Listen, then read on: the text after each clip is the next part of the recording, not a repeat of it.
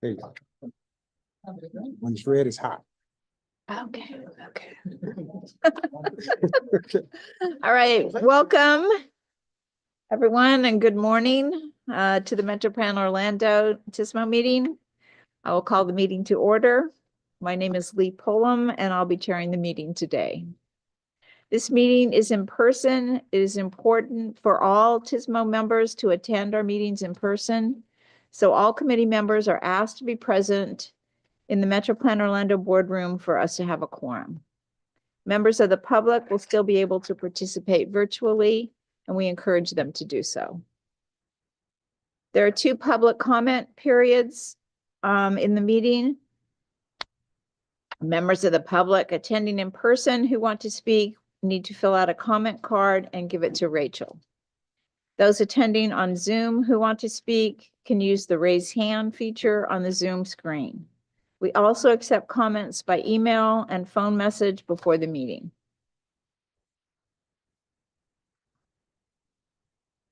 At this time, I'd like to recognize Mr. Eric Hill, Metro Plan Orlando staff for agenda review. Thank you, Madam Chair. Good morning, everyone. Happy New Year to those who I have not corresponded with. Good to see you all this morning. I'm enjoying this cool air. I hope that you all are too, because surely in a month or two, we'll be back to 85. And I also want to welcome our new chair and vice chair, Lee and Christina. First item is there's a change in the agenda under the TIP amendment. Jason Sartorial will cover that and gives his presentation. And many of you are aware that I work with the National Operations Centers of Excellence, which is a organization based in Washington, D.C. that serves as an advocate for TSMO. And every year we have a student competition. And it's really interesting because you get these students that come up with these new ideas or concepts, or they take something that we're already using and enhance it. But this year's winners, they did a fantastic job. And so I want to show a quick video of their project.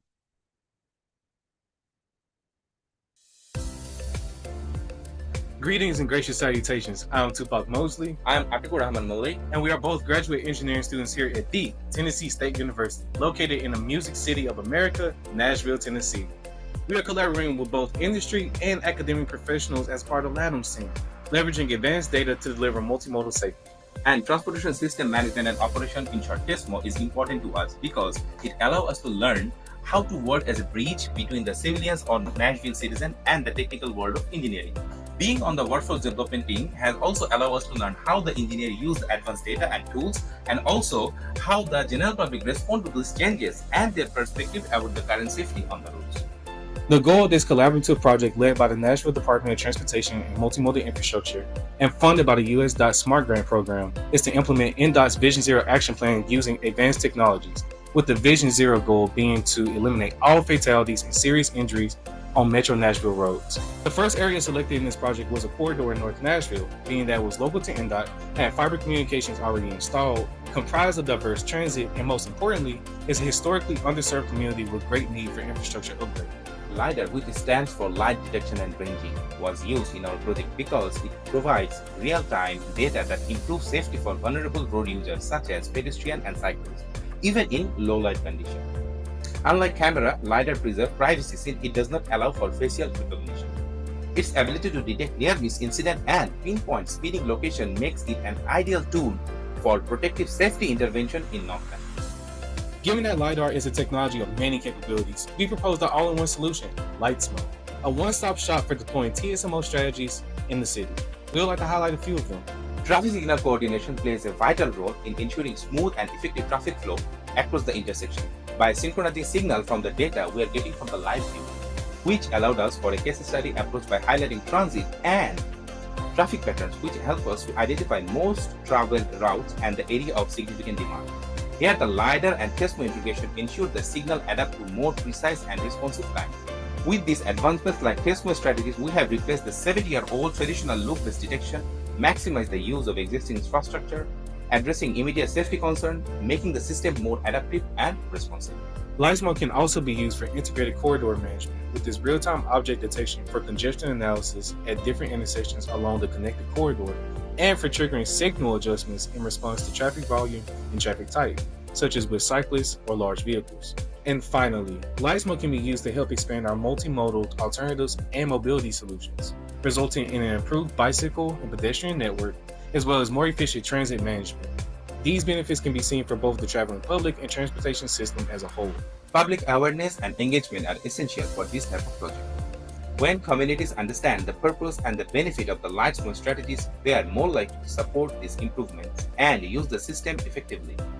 By collaborating with the public, we can also tailor solutions to meet local needs, ensuring our efforts reflect the community priorities. To enhance the road user safety, we have implemented key countermeasures such as pedestrian preemption signals, which is if a pedestrian presses the push button, the signal will turn within 4 seconds red.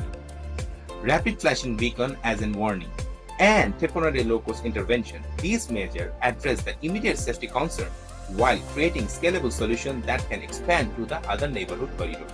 One of the main benefits of using LISMO for the transportation system is access to better data analytics to know how to more efficiently use resources. Not only can we learn from LISMO which countermeasures are most effective from where LiDAR is already installed, but we can deploy what we know works best in other areas of Metro Nashville. Even if validation is needed in those new areas, we can use roadside units with LiDAR installed for temporary data collection and analytics, allowing us to reuse resources. These benefits can play a huge role in analyzing the impact of the newly opening North Nashville Transit Center, which is located within our project corridor, and seeing how traffic changes from its inclusion and optimizing the corridor accordingly. Like we said in the beginning, we believe seeing how we can serve as a bridge between the general public and the engineer is a great driving force. This project has been truly inspiring, showcasing how technology and innovation can directly enhance the roadway safety, efficiency, and sustainability. And from a personal perspective, this project motivates us by highlighting how important the people in our community are in the decisions that we make in our profession. Hopefully, we can continue to make decisions that include the voices of everyone in our community as we head towards a safer and more connected society. Thank you. I don't know if anyone has any questions or comments, and I'm not sure I can respond to those because I was not the person who did this. But again, these were our winners, and I was impressed by this. I voted for this project because not only did it look at how we can use TSMO, but it was very comprehensive in how they did it. And then they also used it in an underserved community, but to also understand the public participation part of this. And students, many students, they don't get that piece. And so again, that's why I really enjoyed this project. And again, I hope that you enjoyed this. These are graduate students. I do have their contact information in case you want to reach out to them, because I'm sure they are looking for opportunities. So with that, Madam Chair, I'd like to move to our safety moment. And Mike Wilson. Thank you, Eric, and good morning, everyone. We've come around a full year to do January and Move Over Month. And so we'll review on that. For the few who might not be aware, you know, if there's anybody along the side of the road, on the shoulder, with an emergency vehicle or a disabled vehicle, workers, et cetera, that drivers are required to either vacate that closest lane or reduce their speed by 20 miles per hour below the posted speed. It does not yet still apply to pedestrians or bicyclists traveling along the roadway. There's been some talk of making that change. And we're looking in our own detailed pedestrian and bicycle crash data. We find that when we look at serious and fatal crashes, about 9 per year involve disabled vehicles, emergency vehicles, and roadway workers, where there's about a dozen a year for pedestrians and cyclists traveling along the edge of the road. So that's it for a move over. I just want to also give you a brief update on our Vision Zero planning efforts. We've been coordinating with Castleberry and Seminole County on our respective planning efforts with our supplemental SS4A grants. We also have our 3 county demonstration projects ongoing. To remind you on that, Orange County, we're trying to develop a middle school bicycle program. Seminole County is looking at near miss technology using the existing traffic signal system. And Osceola County is doing analysis of a number of intersections for improved pedestrian crossing facilities. We've got a road safety audit training coming up. As you can see, first week in February. Hope some of you can make that. We have two opportunities. One is down in Osceola County for Point Siena Boulevard, the other one in Orange County for University Boulevard. And lastly, we've got our next Vision Zero Task Force meeting scheduled for March 18th, which will continue to be virtual as it has. And that concludes my safety moment for this morning. Any questions? Chairwoman, I have a question. Okay. It's not really a question, but the move over law, just in talking with folks in my neighborhood, you know, we get together sometimes and hang out, and sometimes we get in some heated debates on you know, driving courtesies and rules and things like that. And I had asked them about if they knew about the move over law, and they said yes, but a lot of them thought that Florida has this move over law that if you're in the fast lane, that you're required to move over if a faster vehicle is coming up behind you. My move over law was the one you just talked about. And so I was like, no, that, you know, yeah. So we got in a heated debate, and anyway, just didn't know if there needs to be any sort of education on that, because the fast drivers in the conversation are telling, you know, us that that's the move over law, and that if you're driving in the slow lane, you will get a ticket.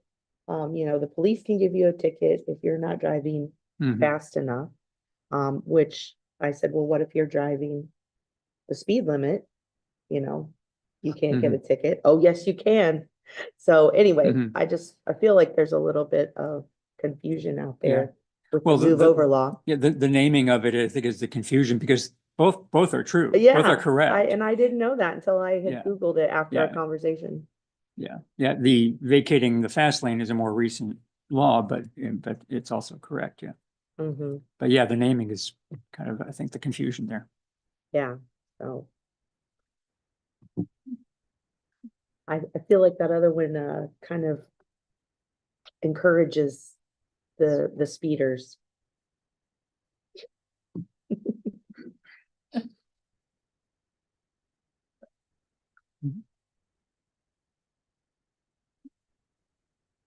Okay, thank you. Next, we have item 4, agency reports. This is an opportunity for any of our partner agencies to speak to the committee. If any of our partners wish to provide updates during this slot, please let Rachel and Eric know via email at least a week prior to the TSMO meeting. Today we have Jonathan Scarfe. It's just Scarf, okay. For our regular report out of FDOT. Morning, Madam Chair. Thank you for having me. Again, Jonathan Scarf. I'm the MPO Liaison Administrator here in District 5, and I'll be providing the report this morning. We have a few brief items.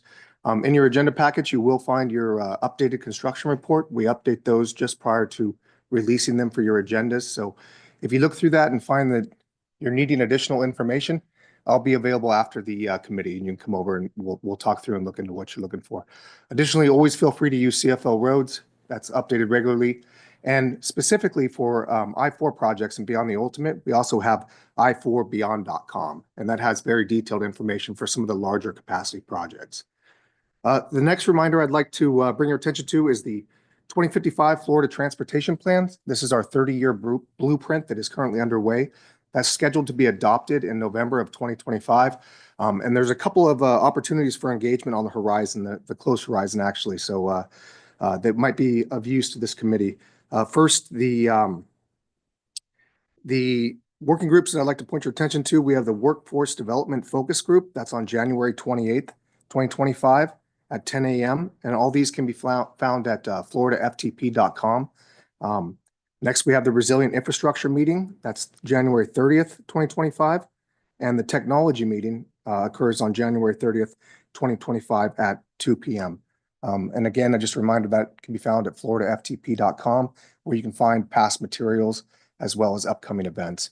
In addition to that, if you want to participate, but you don't have the time for a full focus group, there's a section to make comments. So if you have something that really piques your interest within the plan, you have that opportunity as well. And lastly, I'd like to point out a couple of upcoming public project meetings. So we have a meeting regarding project plans for a safety project on 527 at Cortland on Orange Apartments in Orlando. This is for safety improvements with a mid-block crossing and pedestrian hybrid beacon, excuse me. And ways to attend that, you have a virtual option, which I have the link, but also in person, there's an open house at Unity of Central Florida Church, 771 Holden Avenue, Orlando, Florida. And that's anytime between 5:30 and 7 p.m. to attend that open house. And pending questions, Madam Chair, that's all I have for this morning.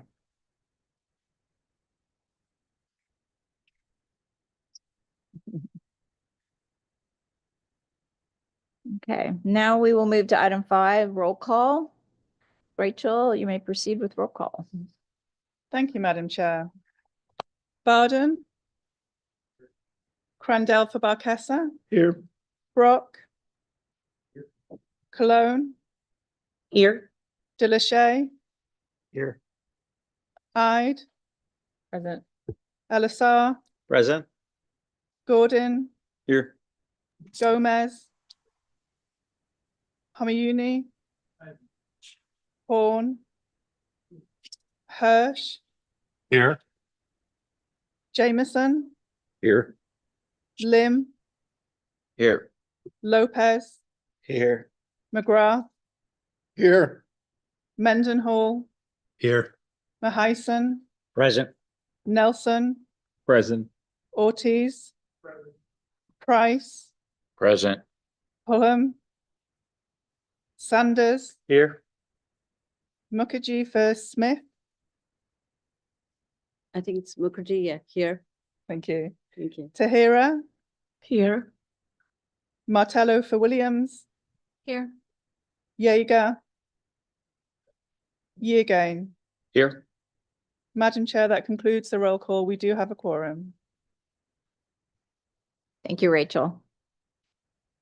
We'll now hear public comments on the action items. We ask that you provide your name and address for the record, and please hold your comments to 2 minutes or less.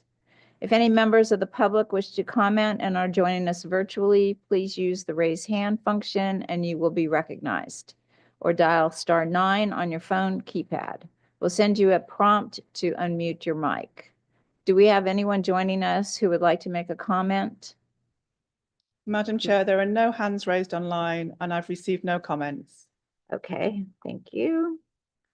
Do we have any members of the public attending in person who wish to make a public comment? No comments, Madam Chair. Okay. Are there any written comments that were submitted before the meeting? None, Madam Chair. Thank you, Eric. All right. We have 4 action items today. Members making or seconding a motion, please state your name. Our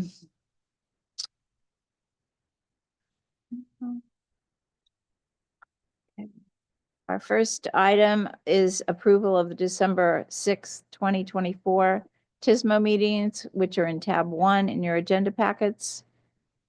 Are there any corrections to the meetings? Is there a motion to approve? Motion to approve, Elisar. Is there a second? Second, Nelson. Okay. Thank you. Motion by Salazar. And the second by Nelson. Okay, thank you. Is there any discussion?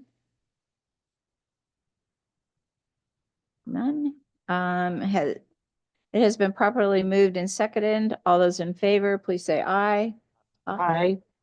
Any opposed, same sign. Okay. Motion passes. Amendments to the 2024-25 TIP. Our next action item.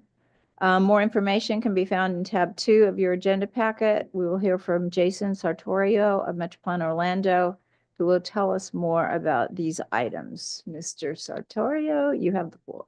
Thank you. Morning, Madam Chair and committee members. This morning I have one tip amendment for you. Additional information on this amendment is located in tab 2 of your agendas. As you recall, during the December cycle, project number 447104-1 was pulled from the agenda at the recommendation of Metroplan Orlando staff for additional review and coordination with FDOT. During the review process, it was discovered, as described in the FDOT amendment request letter located in your agendas, that Metroplan Orlando's urban attributable TMA funds were needed to balance the FDOT work program following legislative appropriations to local governments in the region, and following coordination with FDOT work program staff, and with the acknowledgement that the use of TMA funds on the state highway system requires specific approval from Metroplan Orlando staff. The TIP amendment request was revised and resubmitted to us. And also, as Eric mentioned at the beginning of the meeting, there is one slight change from the agendas that were emailed out last week. The revised agendas are located at your Tatums. The change is that the CARL funds that were displayed in the letter last week are actually CARU funds. And there is no dollar amount change there, it's just simple letter change. As mentioned earlier, you have some additional information looking in tab 2 of your agendas. With that being said, unless there are any questions, we're asking for your recommendation of approval. Thank you. Okay, are there any questions? Is there a motion to approve? Motion to approve, LSR. Okay, is there a second? Second, Cologne. Cologne, thank you. Is there any discussion? If none, it has been properly moved and seconded. All those in favor, please say aye. Aye. Any opposed, same sign? No. Okay, so motion passes. Next, we're considering a request to support federal transportation performance targets. A fact sheet on this item is provided in tab 3 of the agenda packet. Ms. Laura Balk of Metroplan Orlando will provide more information. Ms. Balk, you have the floor. Okay, thank you. Good morning, TSMO committee members. Good to see your smiling faces this morning. It is that time of year for us to talk through our federal performance measures. As you may recall, state DOTs and MPOs alike are required to implement the transportation performance management, which is essentially an approach to ensure that our investment decisions are in keeping with our strategic performance goals.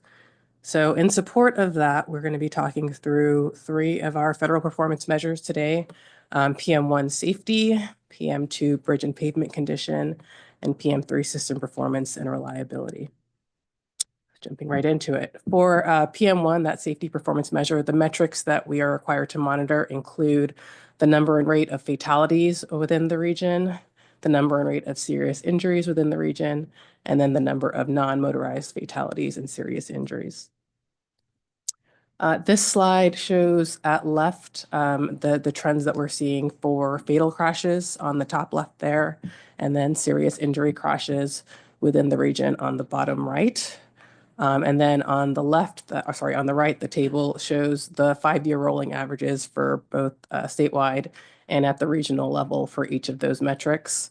It also shows the targets that DOT set about 6 months ago of 0 for each of the metrics, in keeping with their Target Zero initiative and related goals.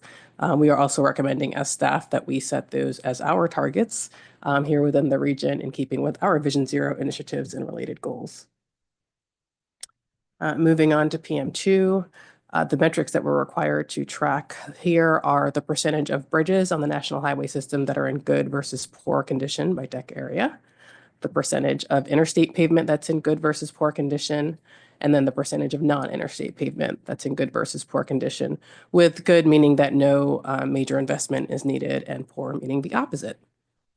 So starting off with pavement condition, we're showing on the left side the statewide metrics over the last 5 years or so. And then on the right, we have our regional metrics. And the general takeaway here is both at the statewide level and here in the region, our pavement condition is exceeding our targets. So we're in good shape there. And then the pavement condition here in the region is a little bit better than the average for the statewide. Moving on to bridge conditions, we once again have those statewide metrics of the last 5 years on the left, and then our metrics for the region are on the right. Once again, we are seeing that we are tracking better than the targets that we've set for our bridge conditions, so doing well there. Moving on to PM3, our system performance, the metrics we're required to track include the percentage of interstate and non-interstate person miles that are reliable, providing that reliable travel time. And then we also track the truck travel time reliability index. Sort of the same setup here. On the left side, we have our statewide metrics. And then on the right, we are showing how we've been doing here at the regional level. Major takeaways here are for our non-interstate reliability, we are doing better than the statewide averages. But for our interstate reliability, we're not doing as well. May not be surprising considering we have I-4 within our boundaries. Similarly, our truck travel time reliability is doing a little worse than the statewide averages. So this slide just summarizes what we are recommending as staff for our upcoming targets for each of the metrics within PM1, PM2, and PM3. For both safety and bridge and pavement conditions, we're recommending across the board we use the same targets as have been set by the state. And then down in PM3 for the interstate reliability, we're recommending the same targets as what the state set. But for that non-interstate reliability, we're actually recommending a little bit more aggressive target of 65% as opposed to the 50% state set. In keeping with how we've been doing here in the region, it's still a stretch goal, but one that we think we can meet based on the metrics that we've been seeing over the last several years. And then for truck reliability, we're actually setting a slightly less aggressive goal in keeping with what we've been seeing here in the region over the last 5 years. So still a stretch goal for us, but something we think is achievable. These goals under PM3 are also in keeping with what we are recommending for the congestion management process that we just wrapped up.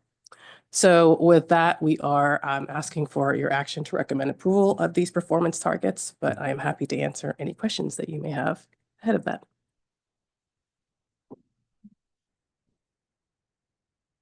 I have a question, Laura. Mhm.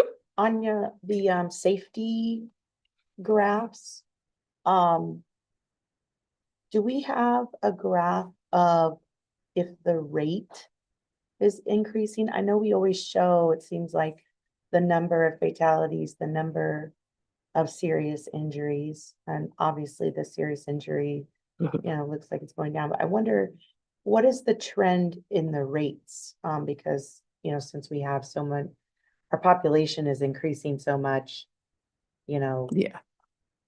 is the rate, at least in the meantime, while we're trying to get to zero, is that helpful to see if the rate, how the rate How the is rate's going. trending That's a good. versus the number? And if we're going in the right direction. I think or the not. rates are tracking generally the same. I will confirm that. I think you're back for tax, so we'll confirm that and talk about that there. But generally seeing our overall crashes and serious injuries going down, but fatalities along with speeds are going up. Yeah, so I see that she has the rate there. But how is that, the little graph she has there with Is the numbers. number of fatalities in the years, and we see, oh my gosh, it's increasing, but our population's increasing too.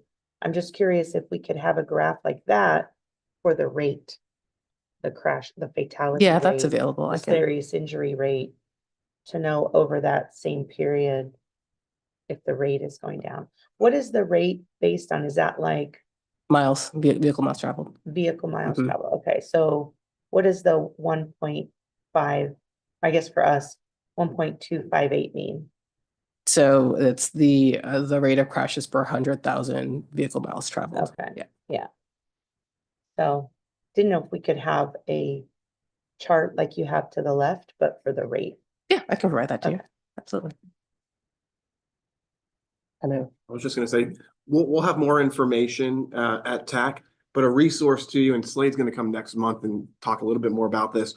On our online Tracking the Trends program, we actually have a systems performance report, dynamic map and tables, and it tracks kind of literally what you're talking about statewide and within our metropolitan planning area, going back about 10 years worth of data. So we can kind of see that ebb and flow.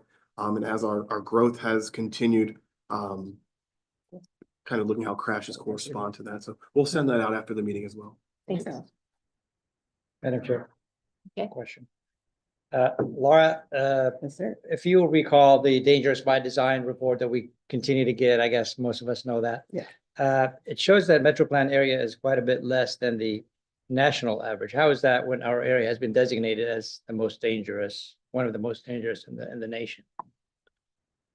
Does it show that we're below the national average? I know that we've gone down in terms of the rankings, but they did change their methodology a little bit, and generally some other areas are just doing worse, which I think is more why we've dropped down in the rankings than we're necessarily doing a lot better, but we're trying to make moves, obviously. Thank you. Absolutely. Okay. Are there any other questions? No? Okay, is there a motion to approve? So moved. Moheisen. Okay. Second, Mayuni. We have a motion and a second. Is there any discussion? If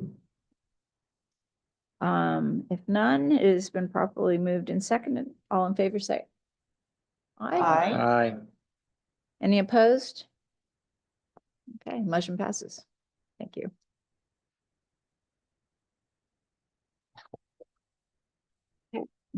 Our next and final action is a request of a selection committee to procure new consultant services for new traffic signal retiming program. Mr. Eric Hill will provide more information on this item. Thank you, Madam Chair. We're at that time where we need to do a selection of new vendors for our retiming program. This is something that we've been doing now for almost, I want to say, definitely over 10 years, maybe 12. And typically, we want to have representatives from each of the counties as well as the city of Orlando. County representatives don't have to be a county. They could be one of the local jurisdictions. So I would like to, Madam Chair, just ask for volunteers to serve and work with staff on procuring the next contract. So I will take volunteers. If okay, we got Osceola County. We have a Seminole County rep. We've got Orange, and we already got a Seminole County. Okay. We need Okay, you want to defer to Tony? And now just the city of Orlando. Thank you, Maria. So I have Anthony from Seminole County, Haslam from Orange County. I have Gary from Osceola County and Maria from the city of Orlando. So thank you. And now we just need to take action on that. Okay. Do we have any questions? No. Okay, is there a motion to approve? Motion to approve. Okay. Is there a second? Second, Moheisen. Okay. If there's any other discussion? Okay, so we have a motion to approve in a second. All in favor, please say aye. Aye. Any opposed? Same sign. No, motion passes. Okay, we have three presentations, and we will hold questions until each presentation ends. Our first presentation this morning is on the FDOT tentative 5-year work program, and Ms. Catherine Alexander Corbin from FDOT District 5 will present. Good morning, Madam Chair and committee members. Appreciate the time this morning to share about our tentative work program. This is an important annual process that we go through, and as many of you know, what it is a representation of the transportation priorities for the upcoming 5 years. That includes transportation planning, transportation systems management operations, engineering design, right-of-way acquisition, and construction activities. We build that program in collaboration with our local partners, local stakeholders, modal partners, as well as our MPOs and TPOs and any other regional entities.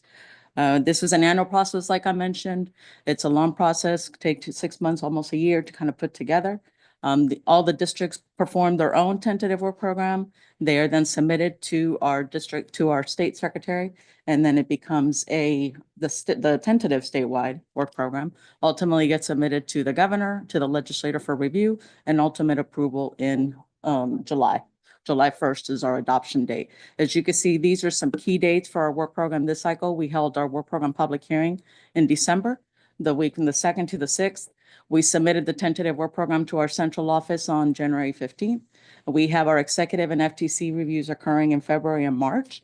We have the legislature session begins March, runs through May, and ultimately we're hoping for that approval and adoption in July. As we build the program, we have certain priorities that we have to keep, and this is the order of those priorities. We program safety first. That's both our safety programs and anything that we do within our projects. Next, we have to meet all of our system preservation and maintenance objectives. And this includes the pavement conditions for state highways, as well as the state maintained bridges and maintenance of the state highway system. Then we also have to meet the statutory requirements for any public transportation, and this includes aviation, transit, rail, and ports. Although we're not the lead agency for those, that funding does get funneled through the work program, and that's why it's represented in our tentative. Once we have all of those priorities met is when we have funds that are available for maybe any discretionary new projects or new phases that get added to the work program. Clearly, the focus is always to complete and deliver on what's already programmed, and we have had cost increases over our projects in the last few years, so that's always the priorities to make sure that we address our cost increases before we add anything else, unless there is some critical need and or there is eligible funding that's allowed for that funding. Sometimes we have restricted funding that is left over that we can't use on other projects, which does allow us to introduce new projects into the work program. You can see there's an inverse reaction there, that when the funding needs increase, that availability for discretionary funding goes down when we're trying to balance. And if we have the upswing of that where we don't have as many needs, we have more discretionary funding when we can add projects into the work program. So it's a challenge each year. So we're trying to build it together and then try to balance it. Here are the factors that influence the building and the balancing of our tentative work program. We have to balance the program against available revenues and forecasts, and that's for state and federal sources. And that includes any adjustments that come out of our Florida Revenue Estimating Conference. We also have to meet certain program area requirements. So that's an additional add-on besides what's available that comes from revenue and allocations. So first, we did have a decrease in our reductions for the state funds. It was a very slight increase, and then we had a decrease, and then we had a slight increase from the rental car surcharge projections.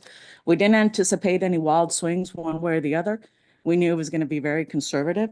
And from the revenue estimating conference, what we got is that there would be a reduction about 0.4% for the upcoming 5 years to the State Transportation Trust Fund. So about $127 million reduction.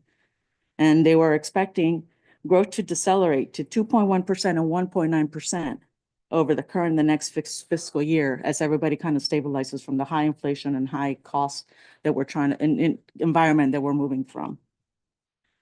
We also have decisions, policies, and statutes that influence our tentative work program. Resurfacing program is one that was adjusted this cycle. And the reason was they needed to reallocate funding from the resurfacing program to other statewide critical needs. This occurs in the springtime. The districts all get together. It's our work program planning workshop, and everybody identifies what their upcoming needs are for the tentative as well as jurisdictional needs. And so we had some critical areas that were identified that needed some funding, and that came out of the resurfacing program. So some of those high priority issues were bridge repair and replacement. We had truck parking maintenance. We had some ITS maintenance projects that were needed, funding for rest areas, as well as additional safety funding for the safety program. And last, we have economic variables. No surprise to anyone, we're still seeing increases in cost, although probably in the last 6 months or so, we're probably seeing some stabilizing of the cost, but it's still increasing. What you're seeing here is the comparison at the end of fiscal year 23 versus fiscal year 24 for some of our major cost groups. And you can see those are significant increases on that. You may recall last year, for those that saw the presentation, I did have a slide that represented a 1 mile typical for a resurfacing project. There was a 4-lane divided roadway with flush shoulders. Last year, when we were looking at 22 versus 23, it was about a 27% increase. Our numbers are kind of stabilizing from 23 to 24. That typical for a resurfacing project increased by 8% from what it was. Our numbers in 25 are actually trending a little bit downward on that. We went down, we used to be at 24 at $1.22 million for that 1 mile typical resurfacing. Up to the year-to-date numbers, we're at 1.18 million. So we're hoping that trend continues to help us out in the future with projects. Let me just go back to this one here, because at the end of the day, the challenge is how do we balance? And there are some impacts to the work program. Before I give the project highlights, we did have a couple principles, some of the philosophies that we had as we were building the tentative this year.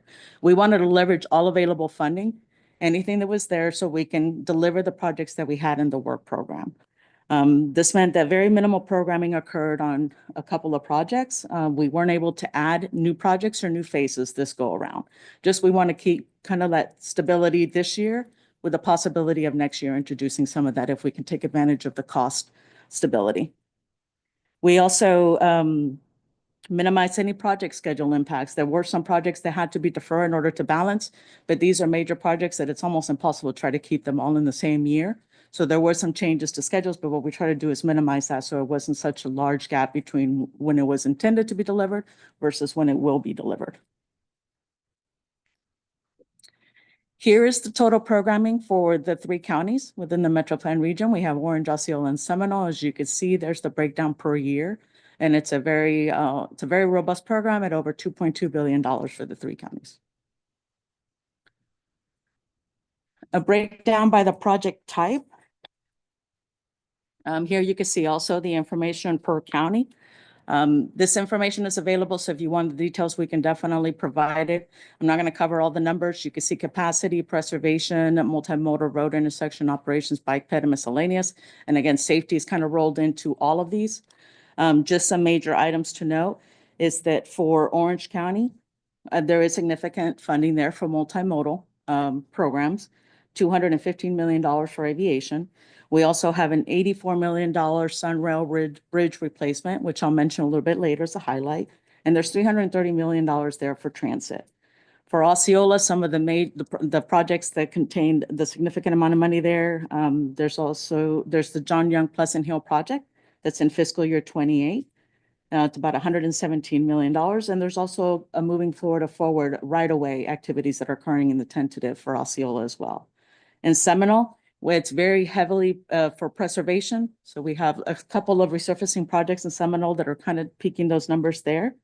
And then we also have the truck parking in Seminole County with $30 million that are programmed in the upcoming tentative. So I'm going to cover just some newly funded projects and phases. These are carryover some of the projects that were already programmed for some preceding phase.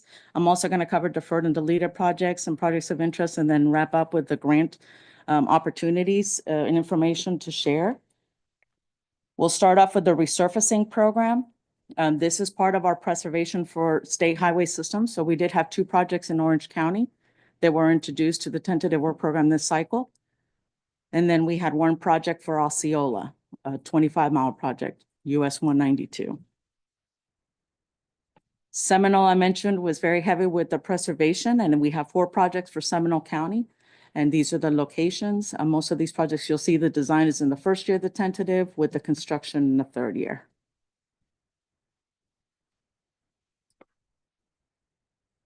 A significant project, regional priority, is the State Road 50 East, add lanes and rehab pavement or a capacity project. This is from Avalon Park to State Road 520. This was a project that originally had a different FM number. It was a different FM number for one of those sections. That section was now segmented into two. And that's why you see this as an addition. The project remains, but it's now under a different FM number. We have a segment 1 and a segment 2 under the 456-096 sequence FM number. The project remains. What they're going to go ahead and do, what we're going to do is go ahead and we're going to build it in portions. The first portion is from Perry Lane to east of Chuluota Road, and that's going to go in 27. And then the next section on the west side is going to go in 29. On the right-hand side, we see a federal earmark project. This is for Seminole County, and that also has funding in the tentative fiscal year 28. It's a capacity project, and that is for widening County Road 419. All right, several roadway and intersection type projects. This is primarily safety funding that you're going to see here for these projects, which is why we were able to introduce them. Along the left-hand side, we have 2 signal projects for Orange County. Yep. So they're all Orange County. They're on that side. So this is exclusive safety funding for these projects. And then we have an operational improvement in Sanford for State Road 46. This is where we're adding a westbound turn lane. We also have on the left-hand side, the Winter Park Drive Phase 1, Marigold to Seminole. This is an urban corridor improvements project. This is through the county, city of Castleberry, I apologize. And this is also part of SU and local funds. So it's TMA funding through MetroPlan. And then we have the project there in the bottom right. This is actually a collaboration with Seminole County, where that project was designed by the county, and it's going to be rolled into as it goes with a project that we have upcoming in 26. Couple of pedestrian and bike improvement projects. The first one is with the LAP. It's a local agency project with City of Orlando. And then we also have another local agency project with Osceola. The top one is just building sidewalks along I-4 and several roads along I-4 corridor in the downtown area. And then the Hickory Tree Elementary, that's a safe route to school, building sidewalks along Hickory Tree in St. Cloud. An important project for the region is the truck parking. We're adding the truck parking in our counties. For Orange County, you see design was added in 27 at $4.5 million. We have Osceola County truck parking. The right-of-way and environmental was added to that. That's also in 27, 26, and 27. This is the major bridge replacement that I mentioned earlier that is represented in the numbers for the county. This is a replacement of the Sunrow Bridge there, South Maitland, $84 million in fiscal year 27. And I mentioned aviation was well represented in our work program, rightfully so, with some major airports here in the region. You see, this is additional funding.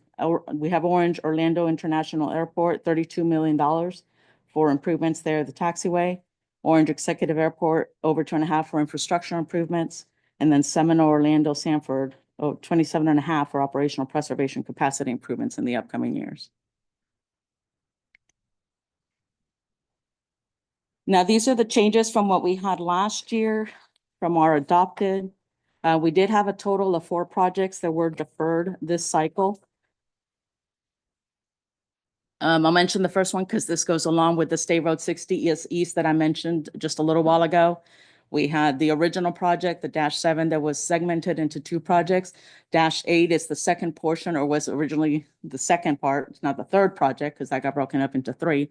This is the furthest east. It goes from Chuluota to 520. That project was deferred a year from 29 to 30. So we can accommodate for the construction of those segments that are to the east, and also to be able to balance the tentative this cycle. We had a traffic signal project along State Road 424 that was deferred because of work program balancing. That was originally 26, it's now going to 28. I mentioned the adjustments that we had to the resurfacing program. That did mean that a couple of projects that we originally had planned in certain years had to move out. And State Road 527 was one of those projects. It's a maintenance resurfacing project that moved from 27 to 29.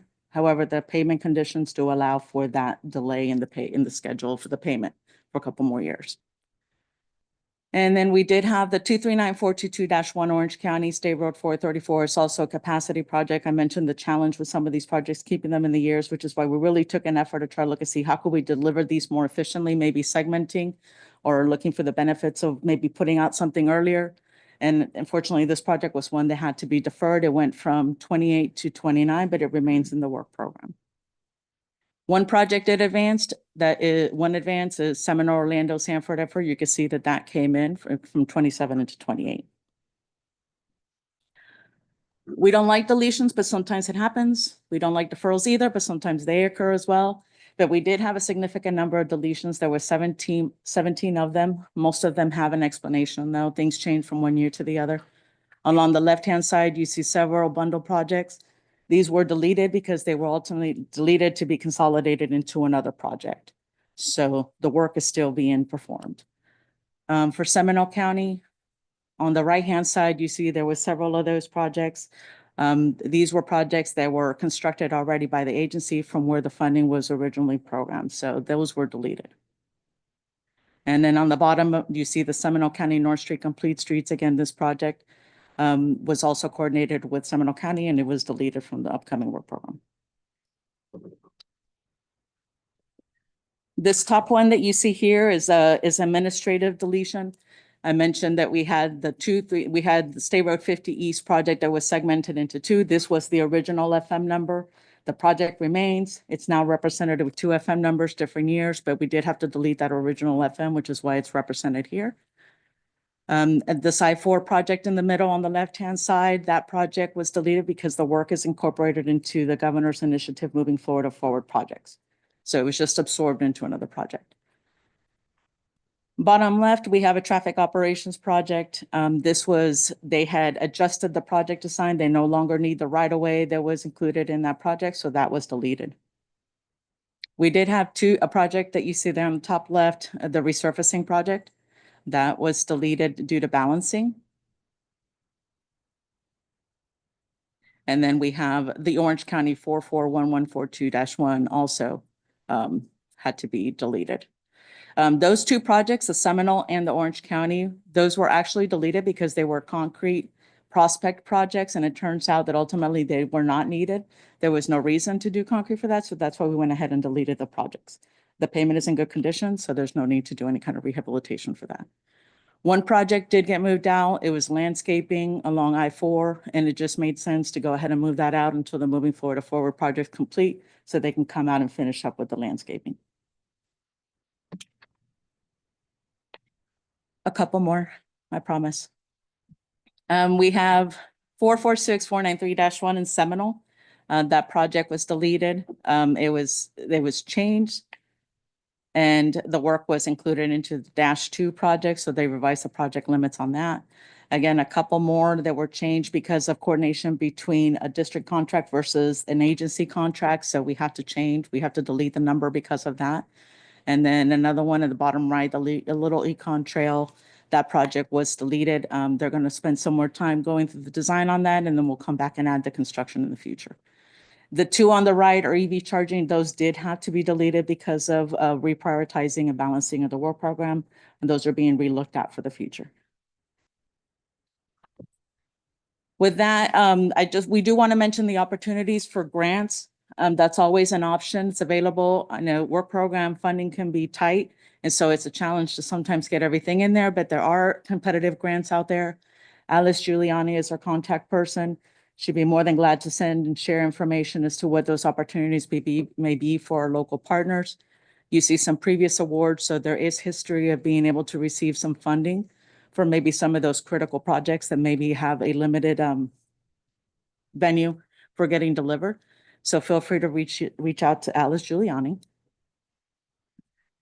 And I do have to apologize that we did have all intentions to be in here in December, but it was a very busy end of the year with hurricanes for Florida and Central Florida region. FDOT spent a lot of time, not only within our region, but also helping out our sister agencies. A few of us were actually out flagging in December, so it made it kind of difficult to try to get out and do all of these presentations. But we do appreciate being able to help out our community. So we just want to share a short video from FDOT on the effort.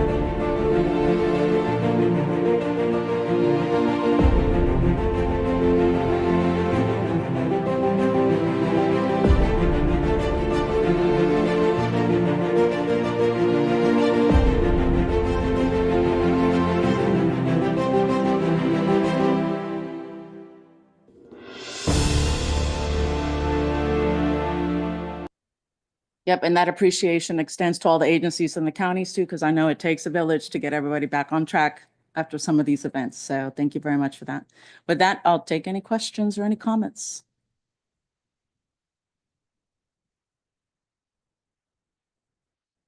Any questions for Catherine? Mr. Brock? It's a question and then a comment. So I want your slide early on that listed different priorities: safety, pavement preservation, highway maintenance.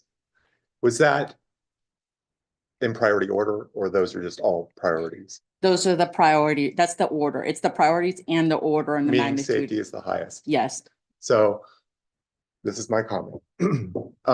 Safety above pavement preservation. So I know this conversation was had at MetroPlan last year. I actually missed the meeting where DOT was kind of defending itself from the shift to triple R projects to pavement only projects.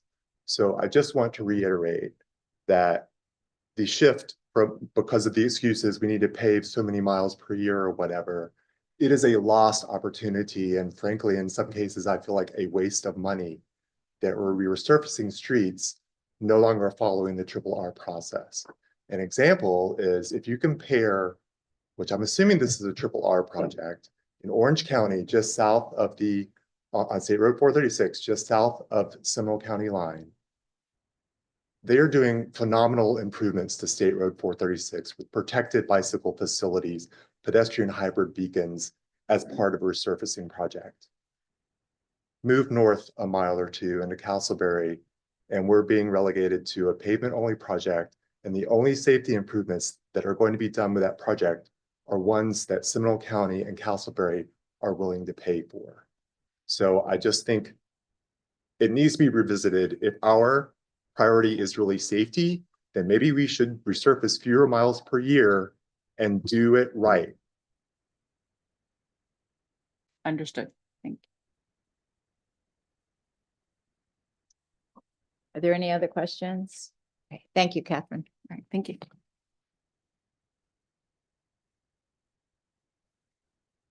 Our next presentation this morning is on the FDOT tentative 5-year. Pardon? Turnpike. Oh, Turnpike. Sorry, I skipped that. Excuse me. Our next presentation. Turnpike? Oh. Okay, it says FDOT, okay. So from Florida's Turnpike, Mr. Fine. Thank you. And I'm with the Florida Turnpike Enterprise. Today I'll be presenting the tentative work program for the Florida Turnpike Enterprise for fiscal years 2026 through fiscal year 2030. As part of the FDOT, Florida's Turnpike Enterprise considers the 5 pillars of the FDOT compass when building our work program. Those pillars are safety, resiliency, supporting a robust supply chain, technology, workforce development, and all this supports our communities. To help meet our state transportation needs, the enterprise primarily receives funding through user tolls as well as concessions at our service plazas. The Turnpike must pay for operations and maintenance costs first. This includes the cost to collect and process toll payments. Then we invest revenue into our renewal and replacement projects, such as resurfacing projects or any other reoccurring improvements on our roadways. Finally, the enterprise uses the remaining funds to pay for capital improvement projects, which include widening projects, interchange projects, and also our roadway expansion projects.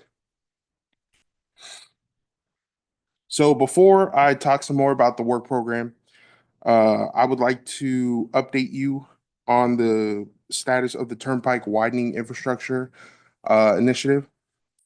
So overall, this initiative looks to widen the Turnpike main line to at least 6 lanes from the mainline extension in Miami-Dade County all the way to the terminus of the Turnpike main line at I-75.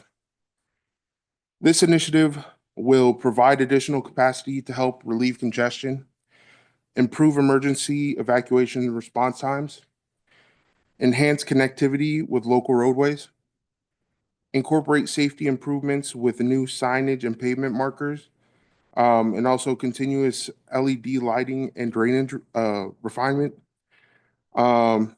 improve travel experience with electronic tolling, and include coordination with local communities, utilities, MPO partners like yourself as part of the design process. So Florida's Turnpike system consists of limited access facilities and provides Florida's residents and visitors with a safe, efficient, and affordable means of travel. Turnpike facilities are in all 7 FDOT districts and over in 21 counties in Florida. In the Metro Plan Orlando area, we have 132 miles of existing Turnpike managed toll facilities.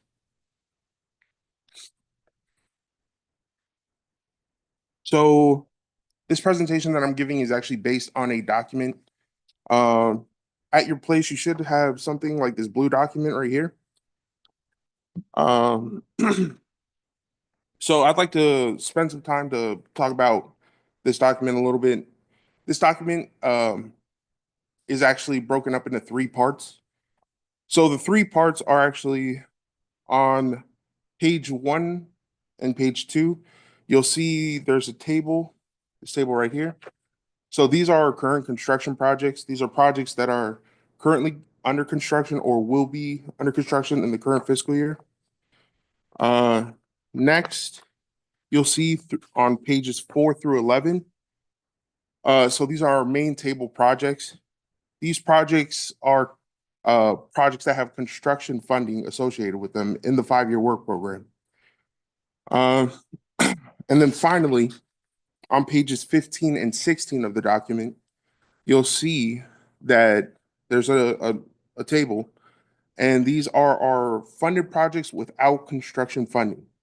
So these projects, they'll have PD&E funding, design funding, right-of-way funding, but they do not have construction funding associated with them within the 5-year work program.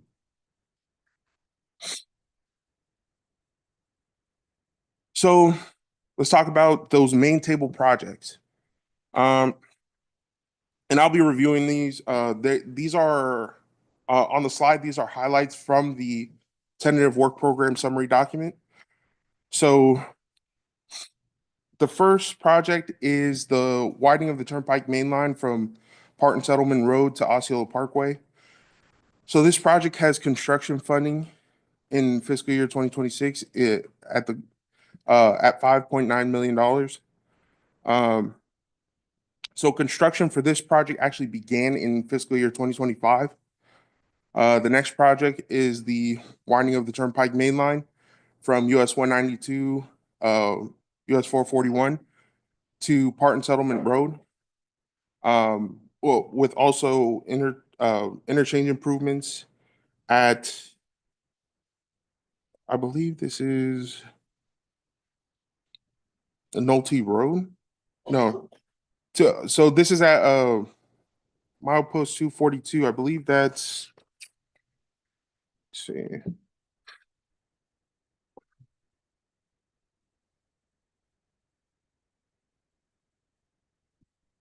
Well, I'll get that information later, but so there's gonna be interchanges at milepost 242, which I'm not too sure what that. 192? Yeah, 192. Yeah, it was slipping my mind. So interchange improvements at 192. That project has construction funding in fiscal year 2028. The total amount of money in the 5-year work program is at around $174 million. The third project on this slide is the widening of the Turnpike main line from just south of Clay Whaley Road. From US 192, 441 to just south of Clay Whaley Road. You'll see that it's milepost 239 to milepost 242 on the slide. The new full interchange at Nolte Road. So this project is a design build project and has funding in fiscal year 2026. in the amount of $2.2 million. And this project actually began construction in fiscal year 2024. And the final project on the slide is the Canoe Creek Service Plaza parking improvements, which has construction funding in fiscal year 2026. But the overall program amount is $24.8 million. And that was for Osceola County. Moving on to Orange County. So the first project on this slide is the new interchange on the Turnpike Main Line at Sand Lake Road, which has construction funding in fiscal year 2027 in the amount of $2.1 million. And that project also began construction in fiscal year 2024. The second project is the interchange improvements on the Turnpike Main Line at 1792 US 441, the State Road 528 interchange, also known as the Orlando South Ultimate Interchange, Phase 1. And this project has construction funding from fiscal year 2026 through fiscal year 2028. The entire amount that's programmed for this project in the 5-year work program is $47.6 million. The third project on this slide is the new interchange on the Turnpike Main Line at Taft Vineland Road. With this project having construction funding in fiscal year 2027 and also having $110.6 million programmed for the entire 5-year work program.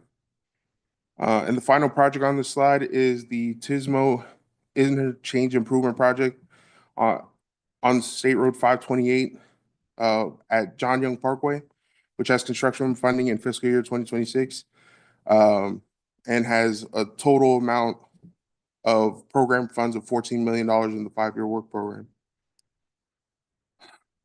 So the projects on this slide are the projects that have PD&E design and right-of-way funding, but do not have construction funding associated with them. The first project on the slide is the widening of the Turnpike Main Line from State Road 408 to State Road 429. And this is just a northbound project, so on the northbound side of the road. This project has design and right-of-way funding program in the 5-year work program.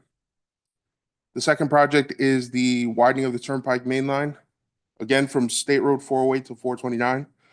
And this is on the southbound side of the roadway. And this project has design funding in fiscal year 2030. The third project is the widening of State Road 429 from US 192 to Western Way. This project has design and right-of-way funding.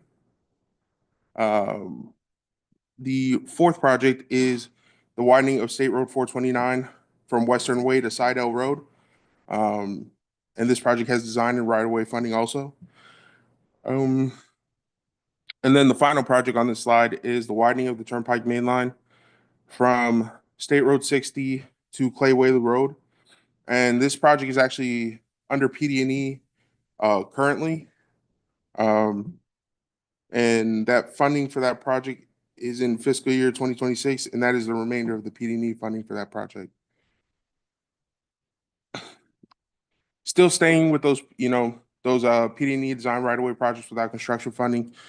The first project on the slide is the widening of the Turnpike Main Line from milepost 238 to 0.5 to milepost 239.4. This project is just north of the 3 Lake Service Plaza to just south of the Clay Whaley Road. This project has design funding in fiscal year 2030. The second project is the widening of the I-4 from west of County Road 532 to east of Osceola Parkway. So that's the actual project itself, but the funding that's reflected for this project, that design and right-of-way funding that you see on the slide, that's actually for the interchange improvements at I-4 and State Road 429. Of course, I-4 is District 5's roadway, but State Road 429 is our project. And I believe it's to include ramps at that site. The third project is the construction of the Poinciana Connector. And this is a new roadway. So this project is actually managed by the Corridors Office of the Florida Department of Transportation. I know they visited your group before, but we're kind of just a funding partner for this project. And this project has design and right-of-way funding in the current 5-year work program. And the final project is the widening of the Seminole Expressway from north of County Road 427 to north of Reinhardt Road. And this project has design funding in fiscal year 2029.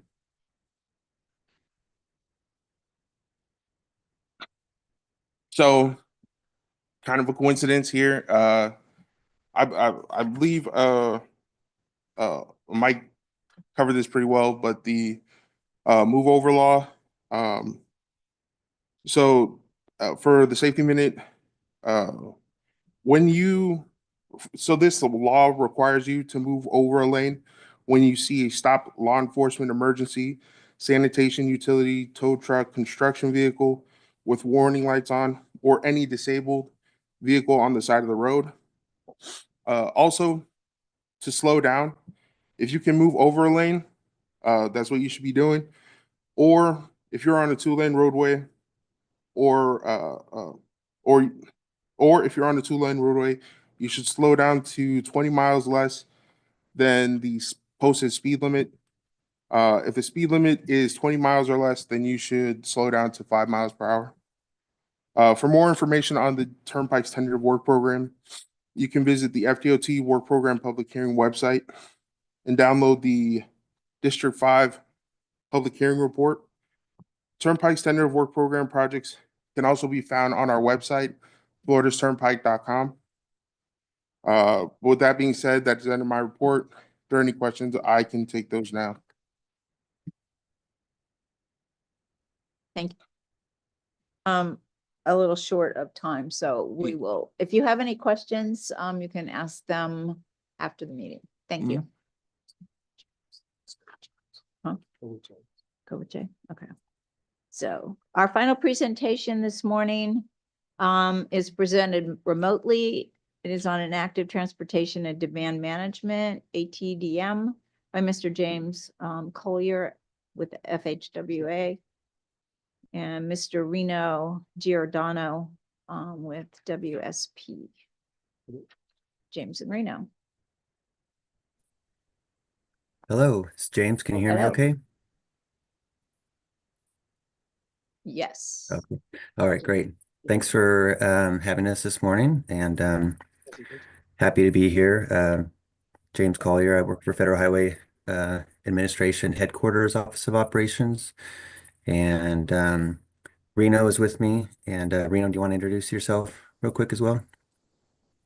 Yes, good morning, everyone. Reno Giordano. I'm a TSMO planner at WSP in New York State. Right, great. See, I do have control, I think, of the slides, or maybe Rachel, can you give me control of the slides? I see. Okay. So Eric Hill asked us to give a quick presentation today on ATDM, so happy to do that. And I recognize probably running a little short on time, so I'll try to accelerate my presentation a little bit to make sure we get out on time. So what I'd like to do is just give you an overview of ATDM, Active Transportation and Demand Management. Maybe some of you have heard of it, and maybe some of you have not. So advance here. So any that's lawyer slide. Anything we say about products shouldn't be taken as an endorsement. So the concept of ATDM is really about how do we manage the transportation system efficiently, and it has to do with proactively and holistically managing the entire transportation system based on real-time conditions and using operational strategies to achieve established performance goals. And it really can be encapsulated by the 4 arrows in a cycle we call the active management cycle, where you have to, with any operational strategy, you monitor your system in real time, you assess the system performance. If your system is not meeting your set performance goals, then you evaluate and recommend dynamic actions, and then you implement those actions in real time. So with ATDM, it's got a lot of similarities to TSMO. I think so. You may be more familiar with the term TSMO. I would call ATDM kind of part of the TSMO umbrella, but with ATDM we put a certain focus on a couple key concepts that I think would enable TSMO to be most effective. One of those key concepts is the idea of proactive management. So a lot of operational approaches and strategies kind of move along this continuum. They start with static management, where it's kind of a set and forget it, preset calendar schedule kind of system. And then it moves up eventually to a reactive system where you have some ability to monitor your system in real time and to react to problems as they happen.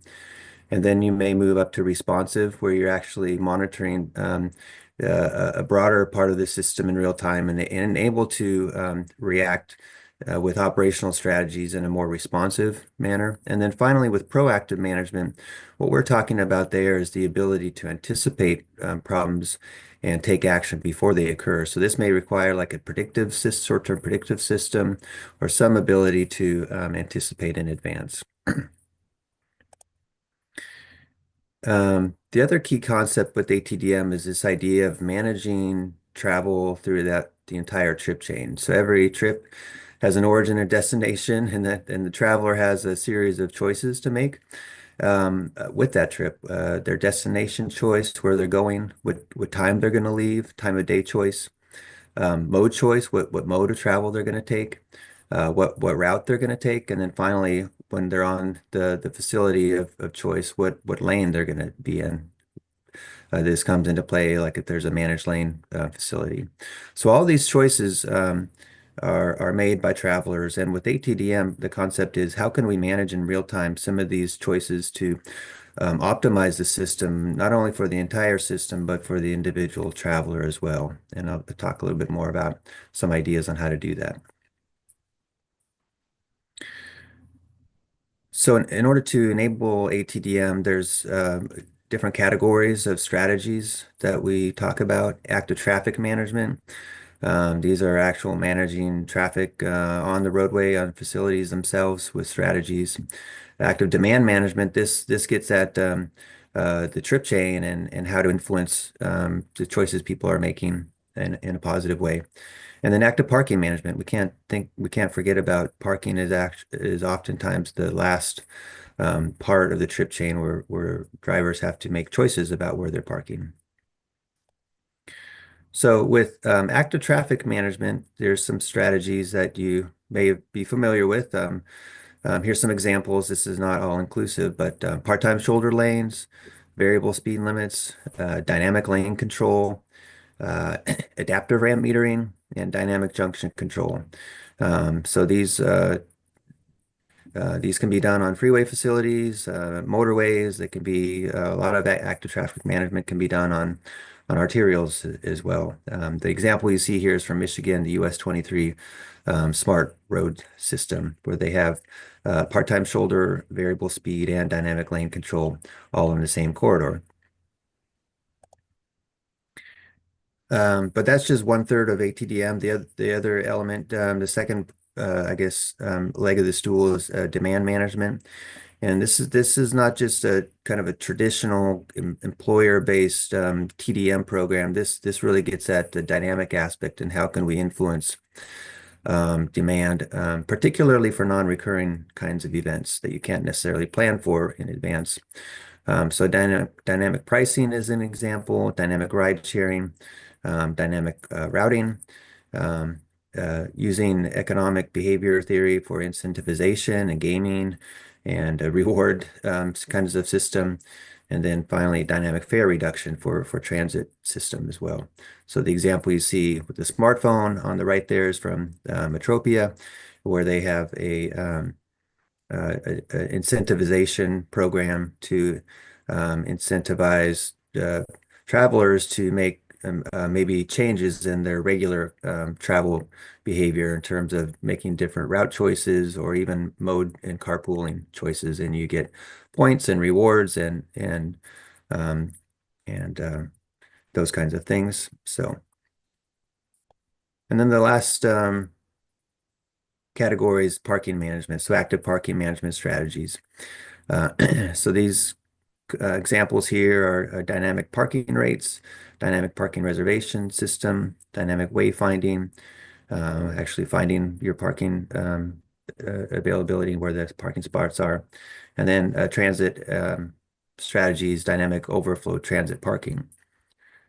So the example you see there is from San Francisco, the SF Park dynamic parking management strategy, which has been very successful. And they've done some evaluations and shown reductions in congestion in the urban area and quicker time to find parking.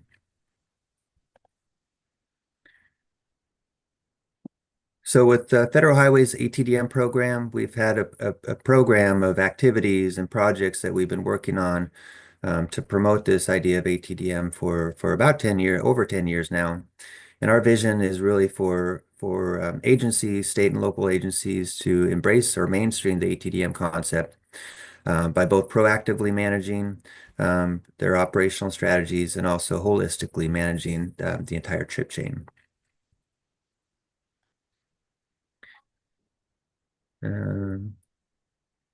So some current activities, don't have time to go into a lot of these, but these are projects we're working on right now. And some pretty exciting stuff, working on some guidance documents on short-term prediction systems that agencies are actually deploying. A project on active interchange management, how to apply ATDMs and more specifically active traffic management strategies to the problem spots that often occur on freeways, which are the merge, the diverge, and the weave areas at interchanges.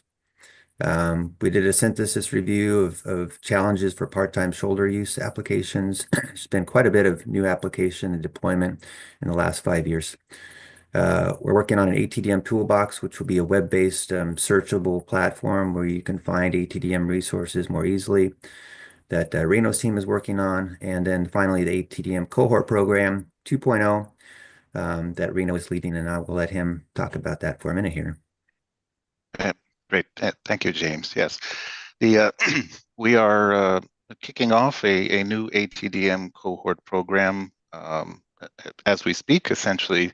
So the cohort program is a community of practice among state and regional agencies around the country that are active ATDM deployers or are seriously planning or looking at ATDM deployments in their areas. It brings together individuals from those agencies to share their challenges, discuss best practices and lessons learned, and essentially share information among their peers and with FHWA. So we had a successful cohort 1.0, I suppose, a few years ago that had 8 state DOTs and 8 local agencies come together. They met monthly for about a year and in person at a site visit as well. And so we're going to kind of bring that back. We've got 14 agencies lined up for the new cohort, 10 state DOTs and 4 regional agencies, predominantly MPOs, of which one of them is Metro Plan Orlando. And Mr. Eric Hill will be serving as the representative on the new cohort. So he should be reporting back to folks in the region there on what he might be hearing around the country in terms of ATDM successes and issues and challenges. So we're looking forward to having him on board there. We're kicking it off next month. Late next month is our first meeting. We will meet virtually on a monthly basis, and again we'll have an in-person meeting planned at one of the member agencies' locations for later in the year. And the cohort will also be asked to kind of review some materials that we're developing as part of the ATDM toolbox James mentioned, and which may result in developing new ATDM resources as well, based on input from the group. So again, we're looking forward to getting that all started in a successful year of exchange. James? Okay, great. Thanks, Reno. looking forward to getting that going. And thank you, Eric, for participating in that. Just a screenshot and a link to our website that has all of our resources right now. There's some videos and some fact sheets and brochures, along with longer guidance documents and primers and research reports as well. So feel free to check that out. And with that, we'll wrap up here. So thank you very much for the opportunity to tell you about ATDM this morning. Okay, thank you, James and Reno. We have no time for questions. Madam Chair, may I take a opportunity? Okay. James and Reno, thank you. Special thanks to James because he's on West Coast time. Thanks, and thanks for hanging in. No problem. Okay, so there are the common presentations day after if you have the time to listen to them. There are items under general information, tab 5 in your agenda packet. Their upcoming meetings, there's a Metro Plan Board meeting on February 12th, and the next TSMO meeting is on February 28th. Are there any final comments, quick comments from any of the members of this board? Okay, seeing no response, there are none. So we have one more public comment opportunity. Do we have anyone joining us virtually who would like to make a comment? Madam Chair, we have no hands raised online and no comments received from the room. Okay, are there any written comments? None. None. Okay, so at this time, there are no further business. We stand adjourned and thank you for your patience.